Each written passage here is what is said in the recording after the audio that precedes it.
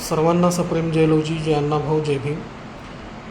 20 मे रोजी मुंबईच्या आझाद मैदानामध्ये प्रचंड मोठ्या स्वरूपाचा मोर्चा सकल मातंग समाजाच्या वतीनं आयोजित केलेला आहे। या मोर्चामध्ये आपल्या सगळ्यांना सहभागी व्हायचं आहे। मोर्चामध्ये आपल्याला आरक्षणाचं वर्गीकरण झालं पाहिजे ही मागणी घेऊन आपण सगळे मुंबईच्या दिशेने जातो आहे। यामध्ये हे जे आंदोलन आहे हे आंदोलन पुन्हा एकट्याचं नसून हे महाराष्ट्रातल्या तमाम मातंग तथा अनुसूचित जातीतल्या आरक्षणाचा लाभ घेणाऱ्या सर्व जात समूहाचा आहे। याचा आरक्षणाचं वर्गीकरण होणं किंवा आरक्षणाची त्या जातीला निश्चिती होणं यामुळे एकत्रित आरक्षणामुळे ज्या पद्धतीचं नुकसान आपल्या सगळ्यांचं होत होतं ते नुकसान थांबणार आहे।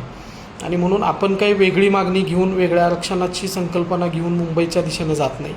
फक्त जे आहे आरक्षणामध्ये त्याचं डिवायडेशन व्हावं एवढीच मागणी आमची सगळ्यांची आहे।